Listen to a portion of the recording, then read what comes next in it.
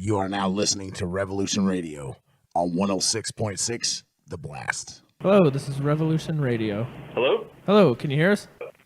Yeah. Is this Zach? No, this is actually Cody that you're speaking to. Zach is right across the table from me. How are you doing, Okay. Mr. Thompson? Can you hear us okay? I can. Can you guys hear me? Yep, perfect now. No problem. We did want to let you know, too, we are live right now. Yes. Hey! Hi, everybody. And, yeah, in studio here we got Tanya, Cody, and then you talked with me here and there. So, James, I did want to just give you a little bit of an opportunity to introduce yourself to our listeners, maybe give a little bit of your background. Okay. I'm James Thompson. I am a U.S. Army infantry veteran running for U.S. Congress here in the 4th District of Kansas. I grew up in poverty, was actually homeless at one point, but I was lucky enough to have had a teacher who took an interest in me like good teachers do, and said if you want to get out of poverty, if you want to not be homeless, then you need to get educated, and that's what I did. I went into the U.S. military and the Army and was able to use my GI Bill once I got out, along with bartending, to pay my way through undergraduate school, and then went to law school at Washburn and graduated from there. I'm married for 15 years, together for 20, and I've got a 13-year-old daughter named Liberty and a 1-year-old daughter named Adriana Justin. Awesome. So, we also wanted to ask you about your race, the special election that you had last year with Ron Estes. How did you close that gap? I mean, in 2016, Mike Pompeo won that by 31 points, and Right. Last year you closed that within 7, and I believe now we're about neck and neck, right? That's what we think. The long and the short of it is you got to respect the hustle. We just flat out worked them. Just like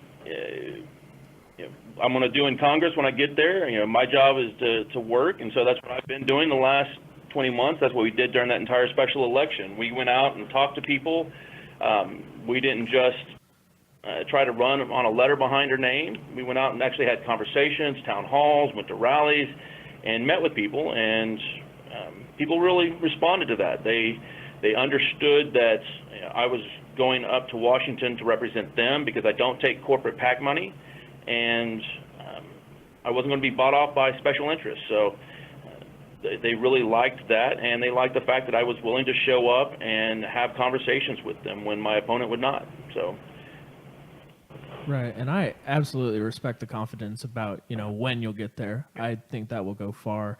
One of the questions that I had was, one of the big concerns, not just for Kansans, but in general, is national health care. About 70% of voters are in favor of national health care.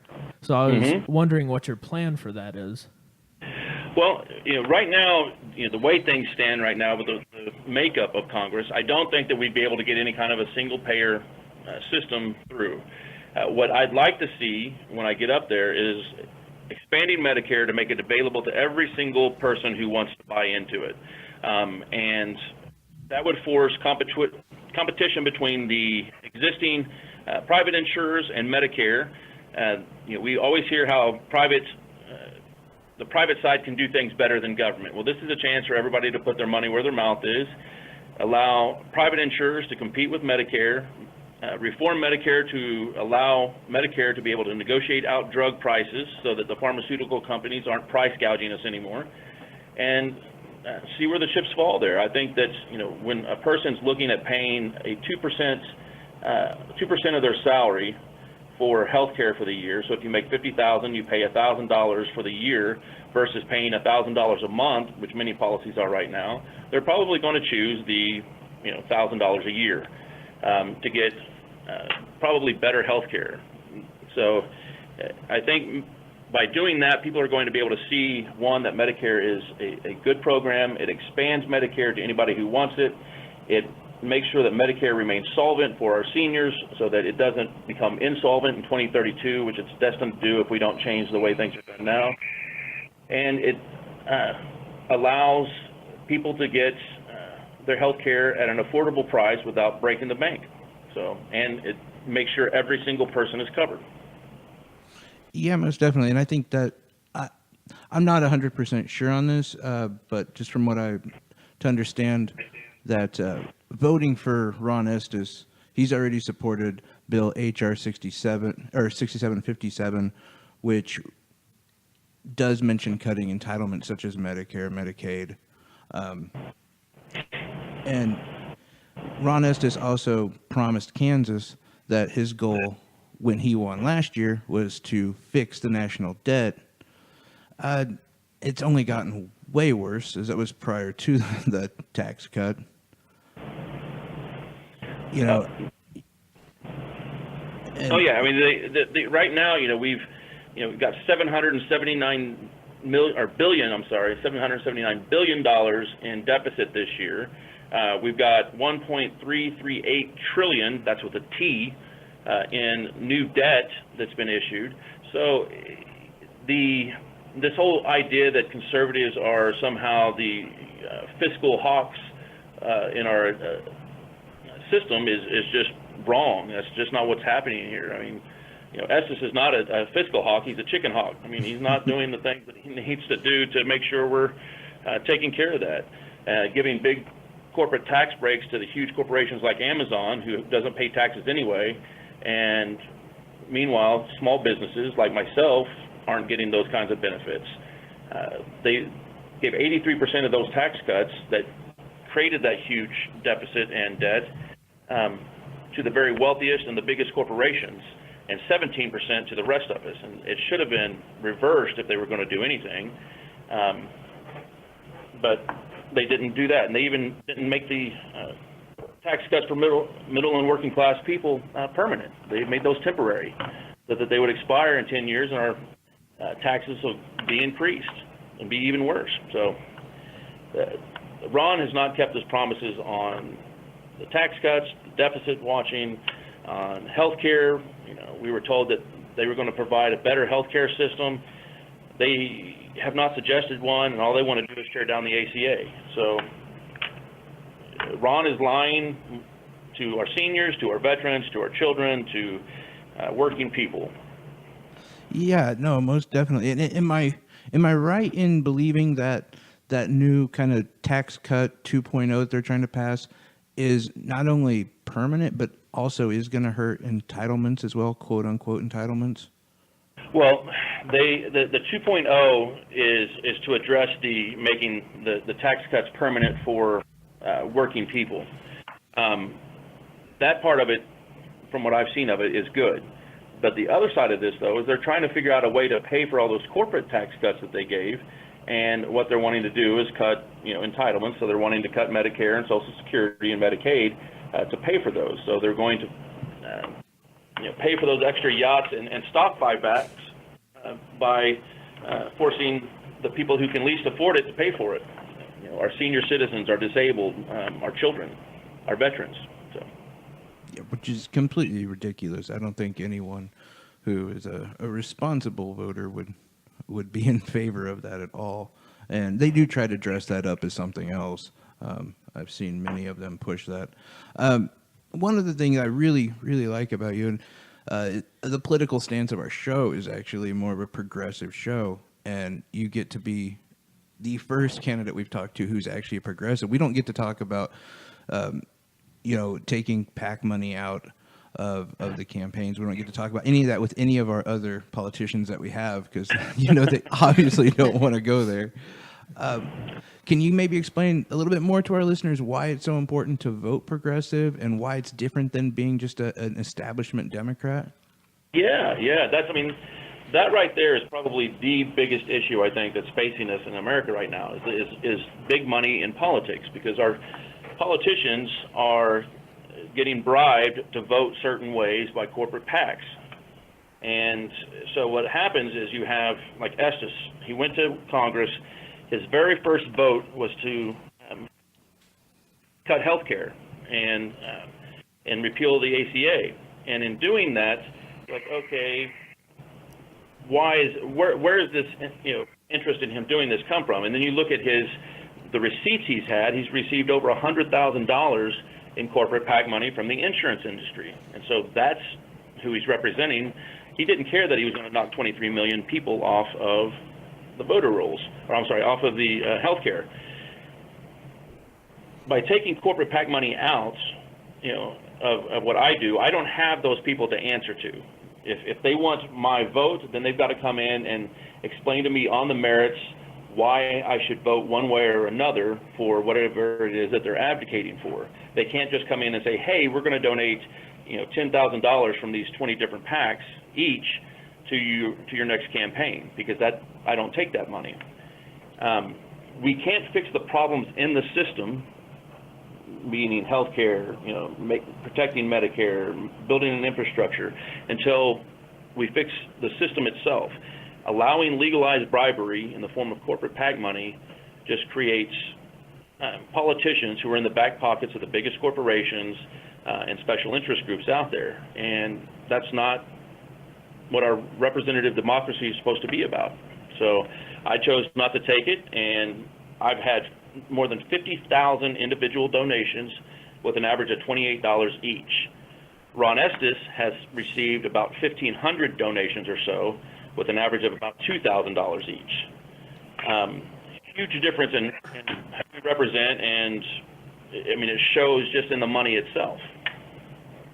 Yeah, no, I definitely applaud you, and I do think Kansas is incredibly lucky to have a person like you running.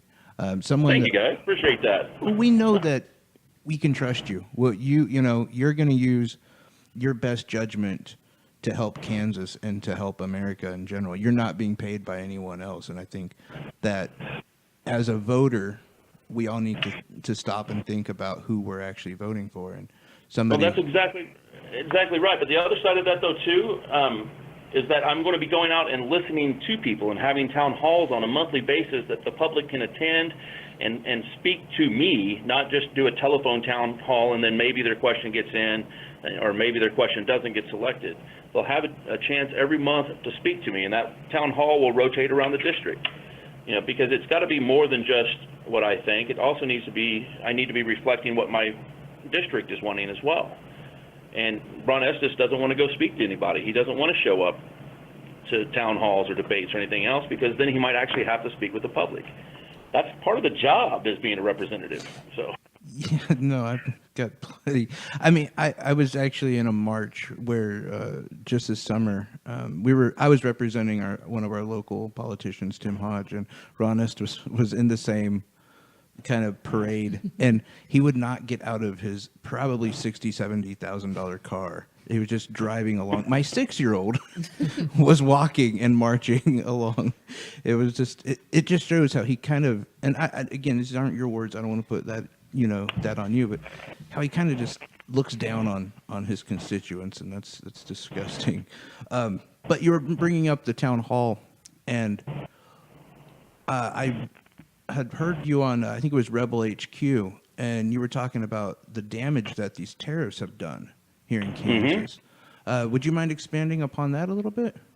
Yeah, with the tariffs that has been passed by China in particular, we are the #1 worst hit district in the entire country, because our two main economic drivers here are manufacturing and agriculture.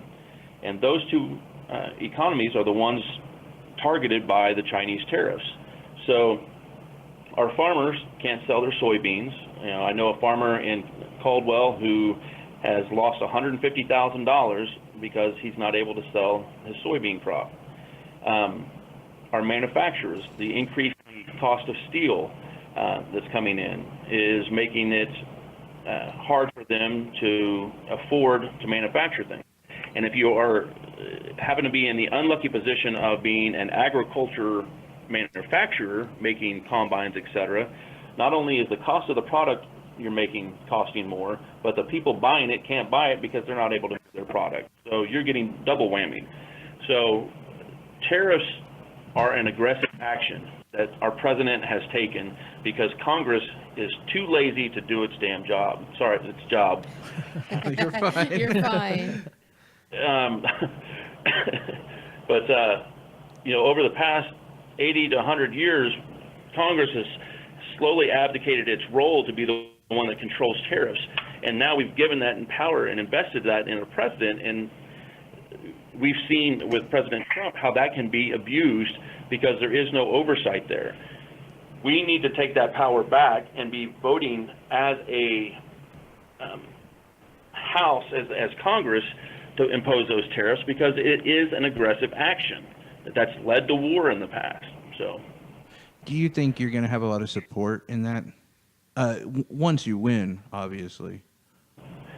Well, once I win, well, I guess, what are you talking about as far as support from the farmers, or do you mean support in Congress when I get there?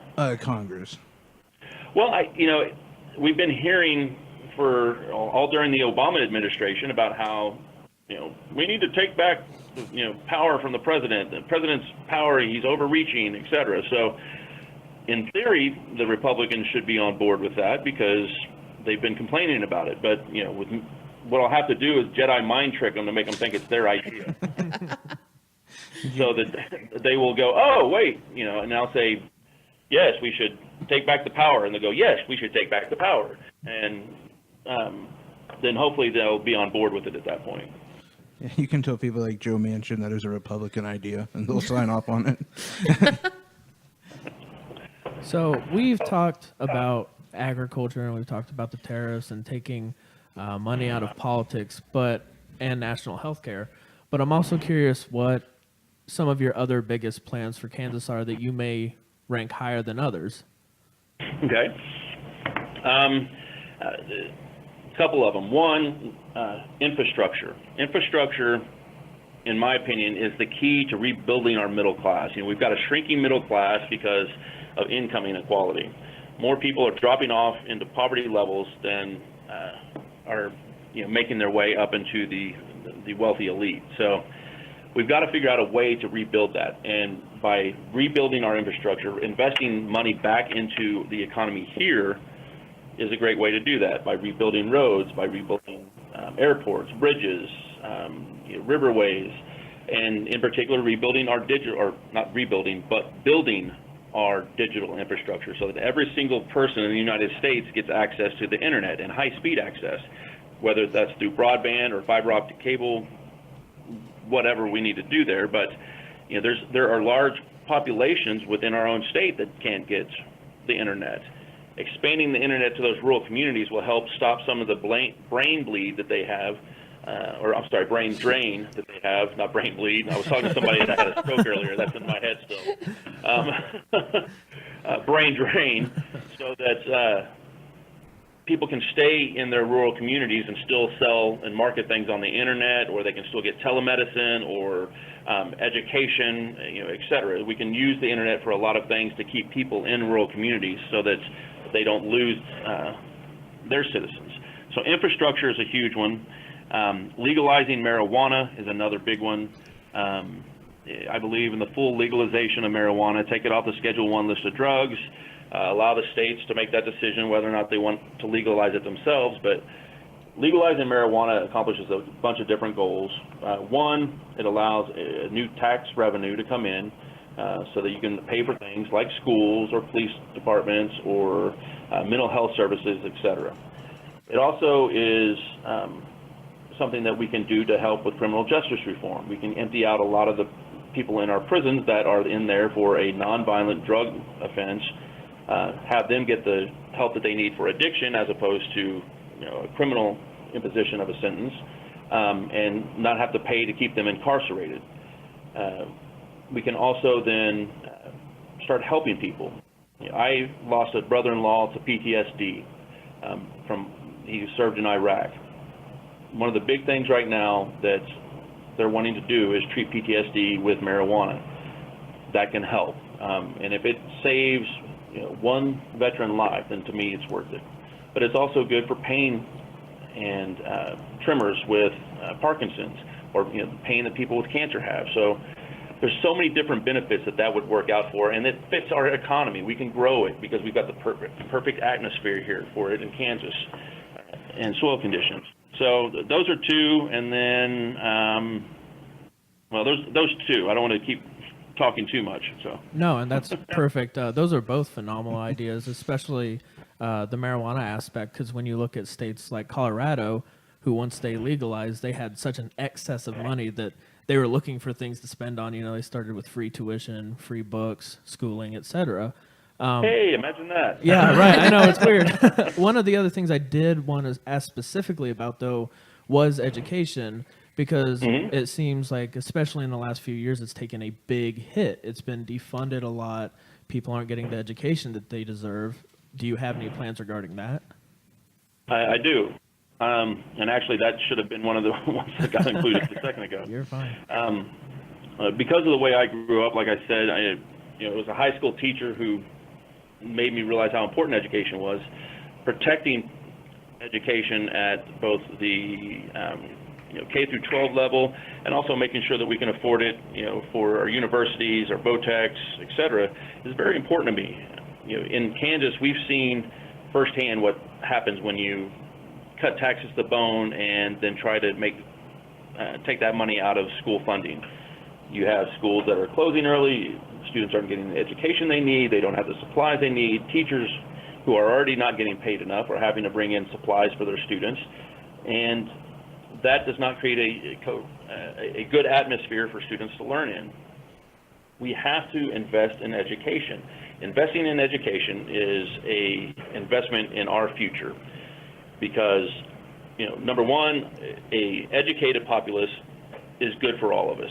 Just on a very basic level, if I go to McDonald's, I would like the person that works there to know how to add and subtract. That would be, a very good thing. But that can be anywhere that we go. I mean, it's having an educated populace is good for us. It expands people's horizons. It makes people understand that there are maybe other thought processes out there, and it makes them think outside the box. These are all good things. So we have to protect that. But we also need to have pre-K education so that we can get students at a younger age, so that their mind is like a sponge at that age, make sure that they're getting the education they need, and then making sure that we have education opportunities after people graduate from high school. That doesn't put them in the poorhouse for the rest of their life. I went in the military. I had the GI Bill, and I worked as a bartender, but I still graduated from law school with $120,000 in school loans.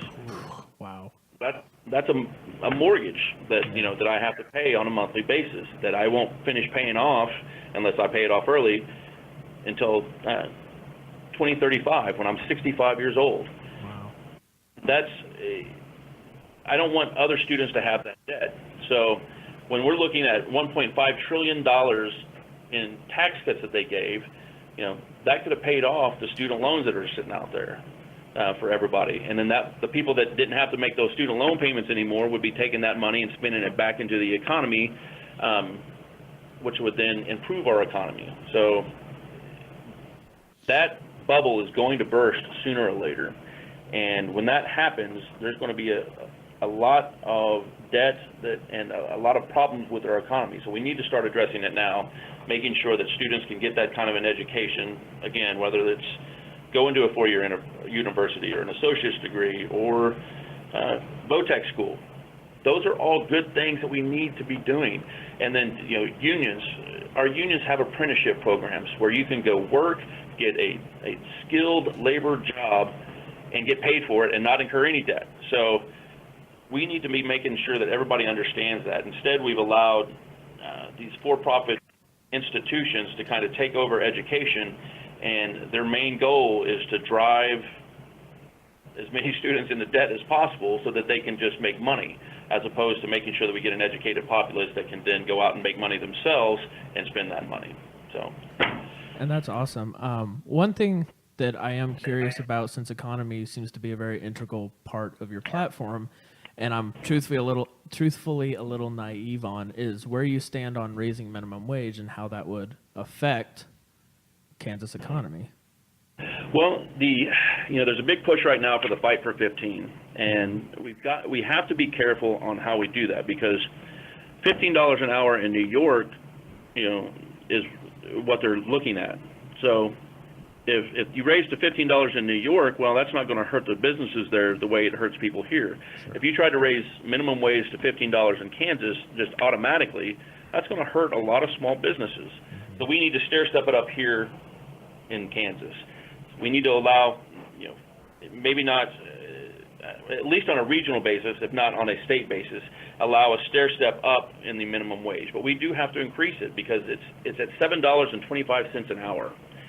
30 years ago, when I was in high school, I made $3.35 an hour, which was the minimum wage then, and it's only gone up to $7.25 in 30 years.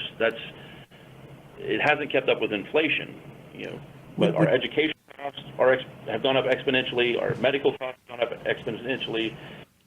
We're not paying people a wage that would allow them to support themselves on one job, and that has got to change. Instead, what we're doing is we're allowing companies like Walmart to pay $7.25 an hour, and then being forced to subsidize those employees who can't afford to take care of everything, because Walmart wants to make an extra $3 or $4 billion in a year, as opposed to pay their employees a living wage. So we've got to stair step it up here until we can get up to 15, but we're going to need to take several years to do that. But we do have to start raising it, and we need to attach it to inflation so that it goes up on a yearly basis from now on, instead of having these big jumps that cause so much havoc in our economy. Yeah, I definitely agree with you. And as a small business owner myself, that's one of those things that I want to support. But you said you're a small business owner. You look at it financially. You pay your people as much as you can if you're a good owner, and and that's still kind of a scary thought to go that high. Have you thought about a plan where there would be a little bit of like subsidies for small businesses that are doing that, or? Well, I mean, and I think that's some of the things that we need to look at when we're sitting down and discussing it is how do we protect our small businesses, because small businesses drive such a huge part of our economy. When we're doing these tax reforms, we need to be looking at them from the point of view of the small business, because a small business owner is not going to be able to afford 50 accountants and lawyers to go do their taxes to make sure that they get every dime back, like Warren Buffett would, or the Koch brothers or somebody. So we have to sit down and look at programs that we can give or create that will incentivize the small businesses to start paying that minimum wage, but also protect them so that they're not getting devastated when we start having these jumps up in pay. Yeah, just definitely, and I respect that answer, because it's, I love Ocasio-Cortez and Bernie Sanders, but they never really addressed that, and I'm glad that wasn't something that you shied away from. I also wanted to ask you, just to kind of maybe let people know why it's really important to vote on this midterm. Well, we've seen all kinds of incredible activism over the last couple of years, where people are attending rallies, they're going out, they're protesting, they're getting woke. Well, not woke if you don't vote. So you have to get out and finish all of that off with a vote. Otherwise, it becomes meaningless, because the people in power have to be replaced. So it's one thing to complain about it, but if you don't actually take the final action of voting to replace them, you're just allowing them to remain in office, and they're just going to thumb their nose at you and laugh at you and go, well, you can keep protesting all you want, but I'm still in power. So getting out and voting is extremely important, and thankfully we're seeing huge increases in the number of young voters. The overall turnout is great, but we need as many people to get out and vote as possible, because the more people that participate in democracy, the better the democracy is. And we, in particular from my race, if everybody gets out and votes, we will win this, because we've registered 40,000 new voters in this district alone. Wow.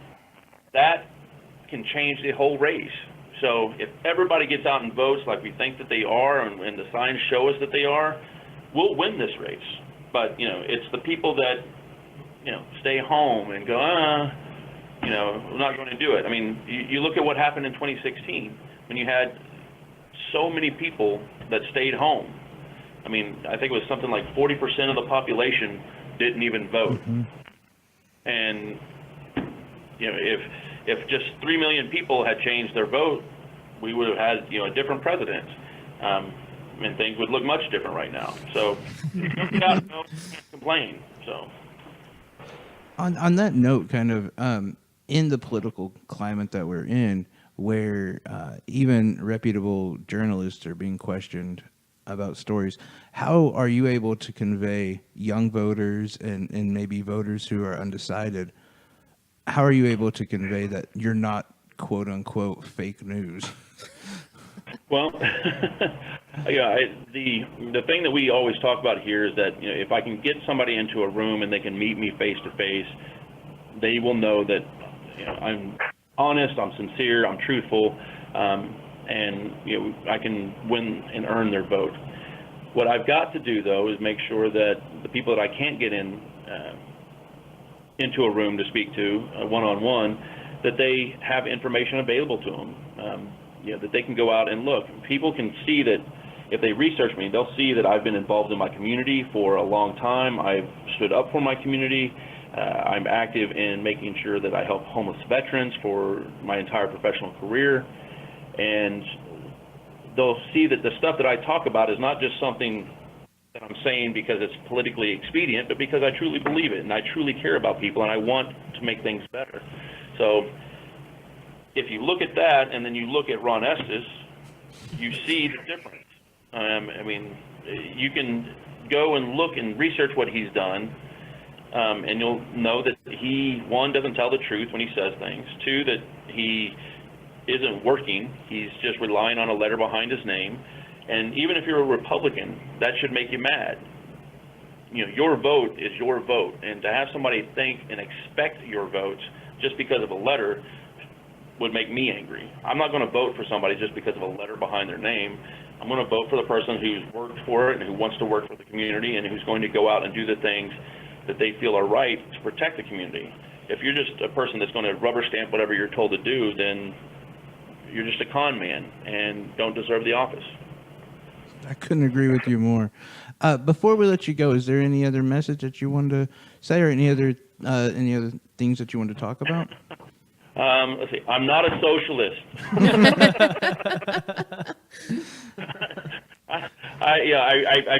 What I think I'm going to do is I'm going to go to Barnes and Noble and get a dictionary and wrap it up and send it to Ron Estes for Christmas, because he doesn't know what the word means and he's using it incorrectly. You know, I'm a small business owner. I believe in competition, but I also believe in making sure we have a safety net there for people to give them a hand up when they need it.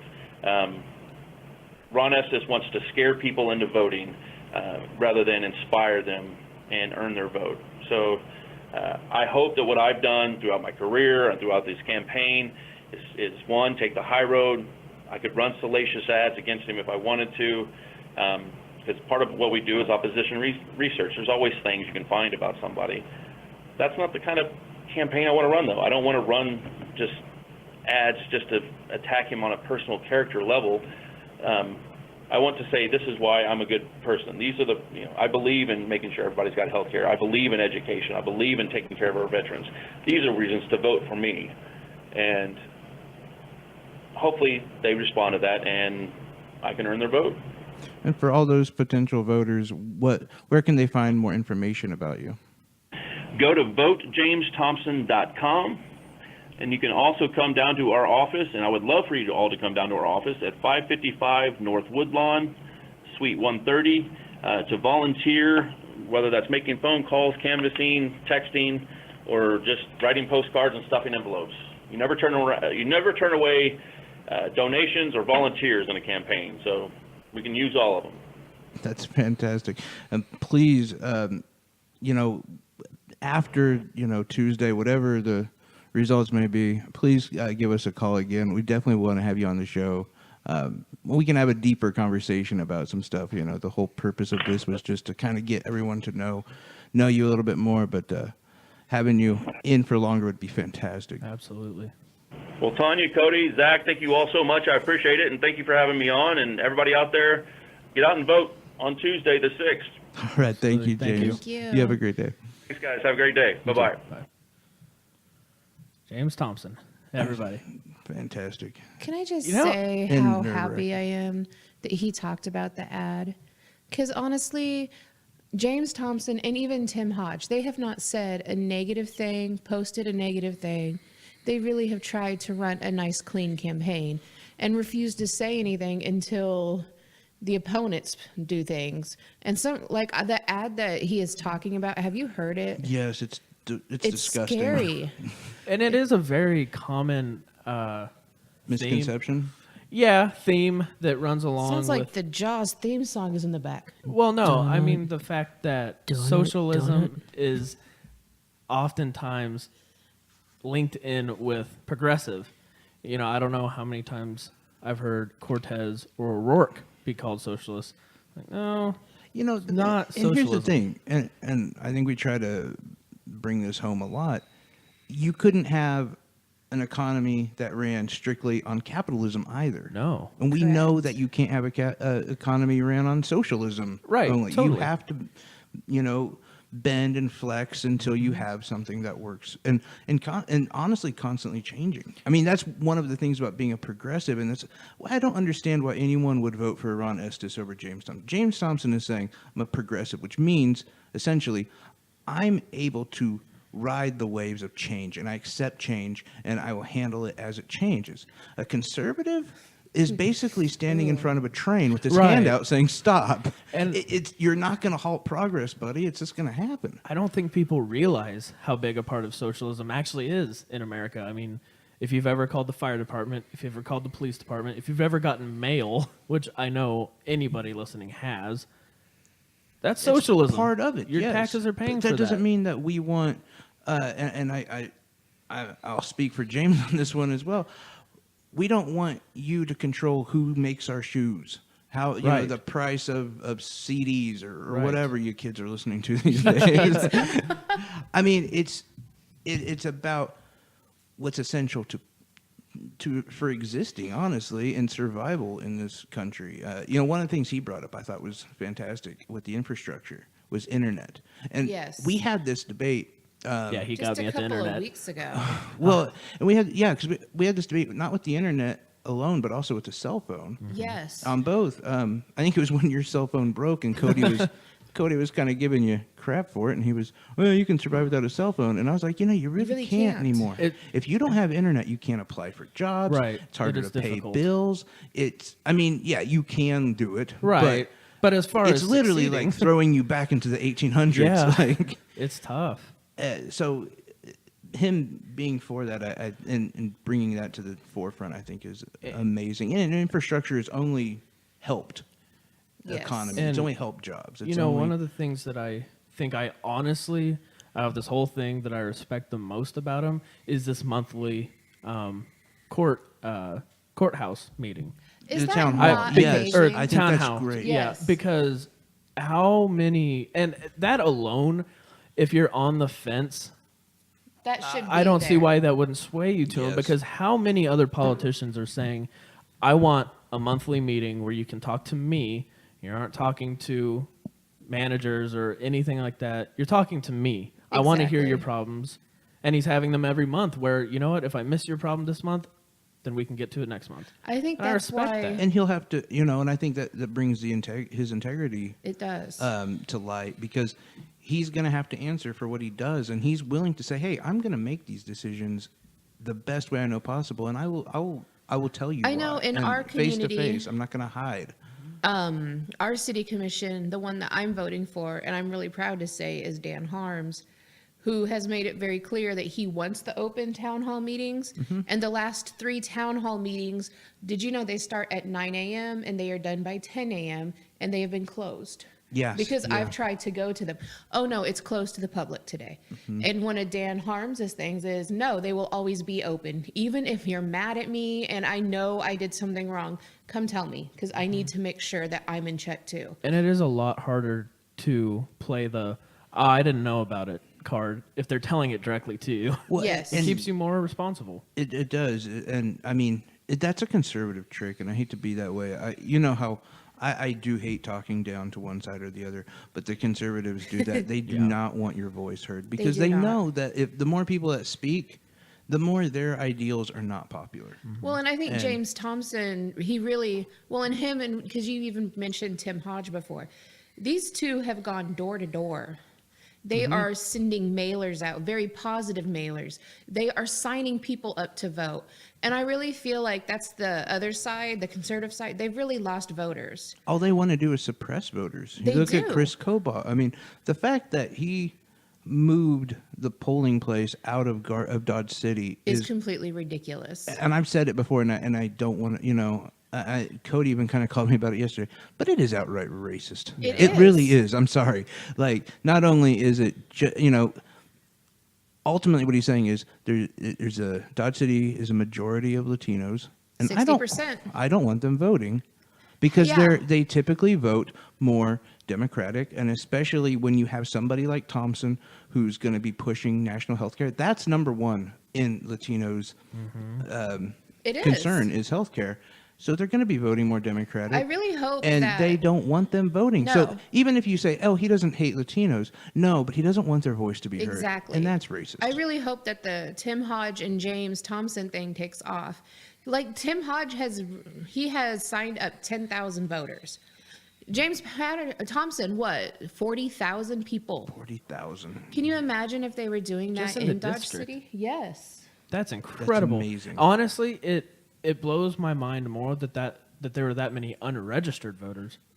That is correct. That's what. I'm not that shocked. It, I mean, our it- last if you were to say like new voters that are going to go out and vote, I would understand that more than unregistered. That is correct. That's yeah. what blows my mind more. Well, and the We- fact that we they're had- sending the ballots too, like, Yes. oh, you want to sign? Let's send the mail in too, just to be safe. yes, yeah. I love it. And this is regardless, by the way. And Tim Hodge kind of runs on the same thing that whether you're going to vote for me or not, just vote. just vote And get that's that. respectable. And I think part of it is, is Mr. Thompson pointed out, we were, we had 40% vote. We haven't had that low No. since 1944, 1946, in that range. I mean, this is World War II. That was why. There should have been a reason why. Yeah, there was no reason 2 I mean, years ago. people, and well, you know what there was, and people were disenfranchised. People were disenfranchised because they did not like Hillary, and the Democratic Party did not listen to what its voters wanted. And I pray to God that in They 2 listen years now? they start listening. I hope so. I was going to actually ask James how much the Democratic Party's helped him out. I've been really curious about that. There was two. I am surprised you didn't. I 'cause was. you were very into that. I'll tell you, I was afraid of.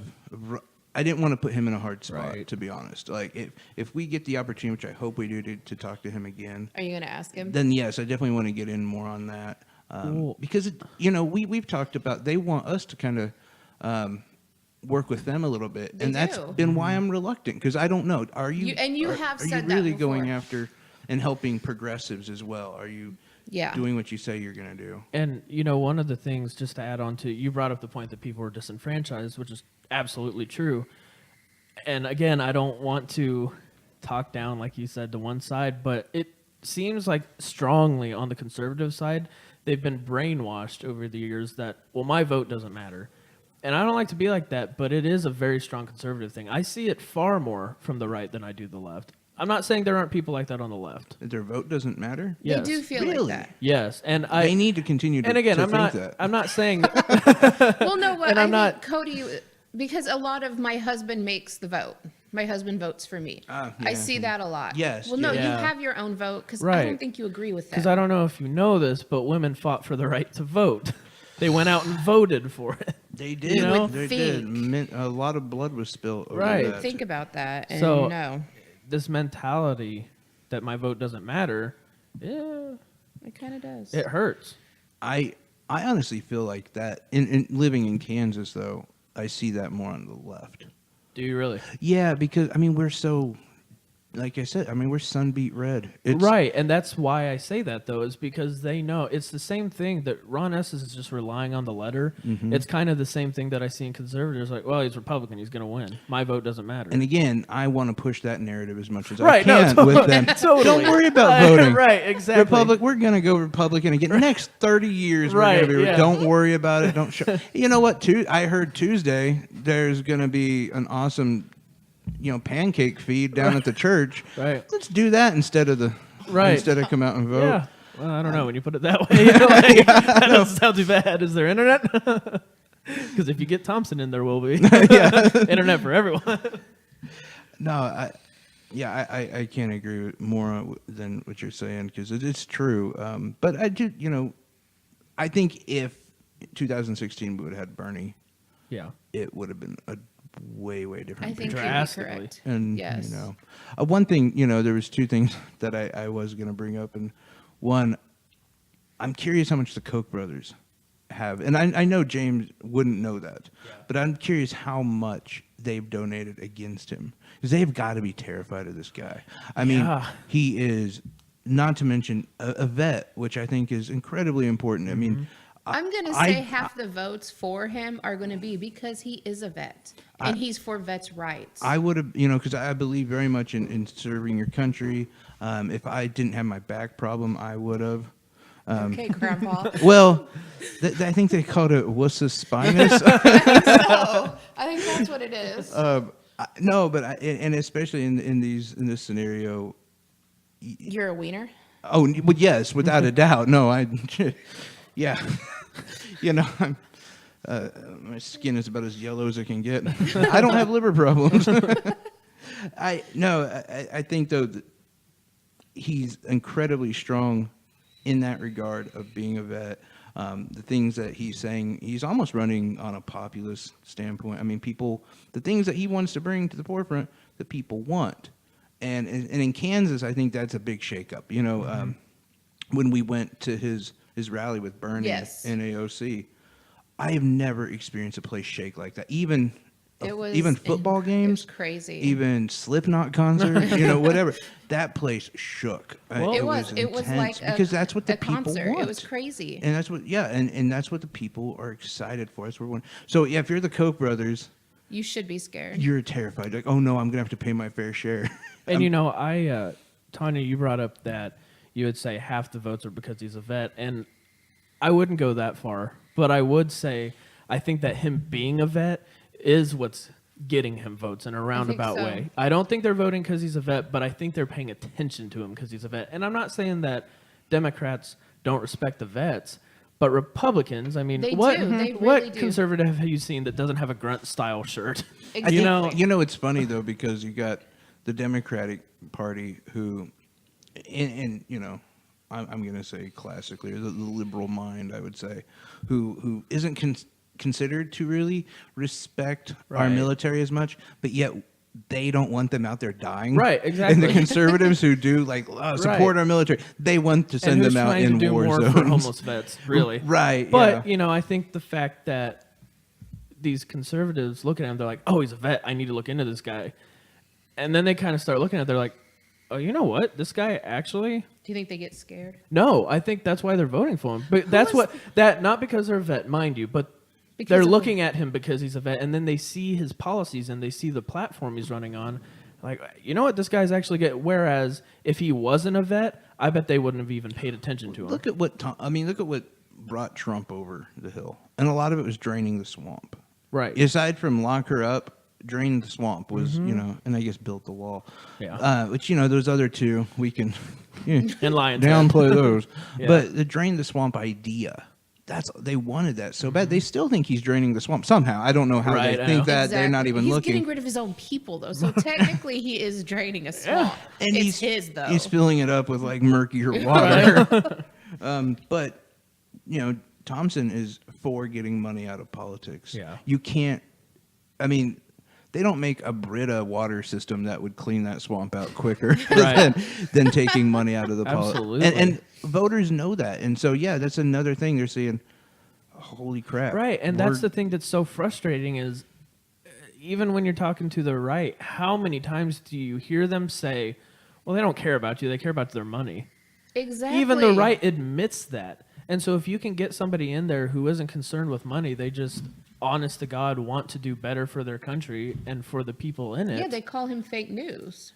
Right, but someone like Thompson, get him in there where he doesn't care about the money. And he cares about the people. They They're just respect going to look. that. I hope they do. Because that's bad when you have people on both sides just admitting the fact, like, politicians are just in it for money.